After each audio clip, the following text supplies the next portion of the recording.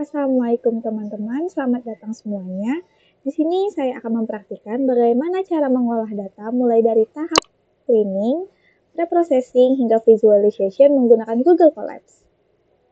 Langkah pertama yaitu pilih kode, lalu kenalkan dulu library-nya.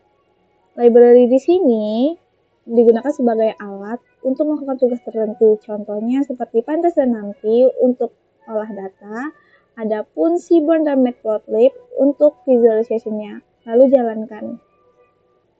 Tahap berikutnya, masukkan data.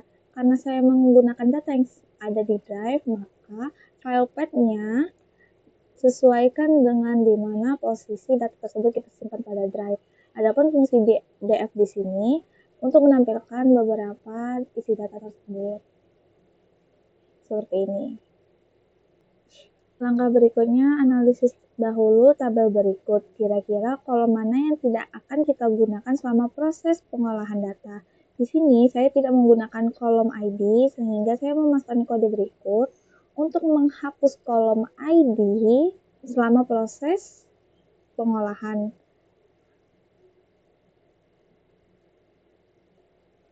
Lalu masukkan kode berikut untuk menganalisis tipe data dan jumlah datanya.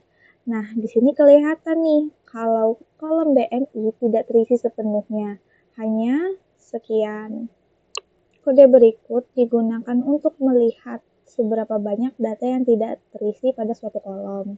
Dan ketahuan kalau BMI ada sekitar 201 data yang tidak terisi pada kolom BMI-nya. Nah, di sini saya maunya mengolah data jumlahnya sama banyak dengan kolom BMI yang terisi. Jadi, lakukan kode berikut. Sehingga jumlah data untuk kolom lain sama banyak dengan yang BMI. Di sini saya mau menghapus kolom output menggunakan kode berikut karena dapat mempengaruhi model pembelajarannya dan hasil prediksi yang diberikan tidak akurat. Minus 1 di sini berarti dimulai dari kolom yang paling terakhir. Lalu masukkan kode berikut setelah memisahkan mana kolom yang termasuk numerik dan kategori. Penentuannya di sini dengan melihat makna kolom juga, tidak hanya melihat dari tipe data. Lalu kita masuk ke tahap visualization. Yang pertama kita memvisualisasikan kategori numerik dengan hasil berikut. Pada kategori umur dapat dilihat rentang dari usia 40 sampai 80 berisiko tinggi terkena stroke. Dengan penyebaran data yang normal, di mana dapat dilihat rata-rata data yang terisi orang yang berisiko terkena penyakit stroke mulai dari rentang 40 sampai 80. Pada kategori BMI dan kadar gula darah dapat dilihat sebaran datanya tidak normal ya, karena banyaknya titik-titik yang berada di luar garis. Walaupun pada grafik berikut sebaran datanya terlihat seimbang, tetapi berdasarkan kesimpulan dari keseluruhan grafik ini, semakin bertambahnya usia seseorang, semakin tingginya BMI seseorang, serta semakin tingginya kadar gula darah seseorang dapat mempengaruhi atau menjadi resiko utama terkena penyakit stroke.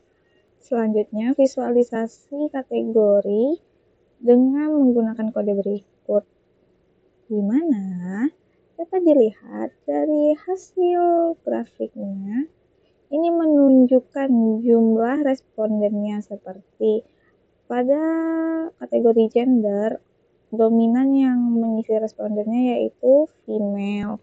Begitupun dengan tipe tempat tinggal, yaitu dominan pada urban. Sehingga dapat disimpulkan dari hasil visualisasi kategori, kita dapat melihat responden yang mengisinya berasal dari latar belakang yang berbeda-beda. Sedangkan dari hasil visualisasi numerik, dapat dilihat beberapa kelompok yang beresiko tinggi terkena stroke walaupun jumlah penderitanya tidak banyak. Sekian dari saya. Wassalamualaikum warahmatullahi wabarakatuh.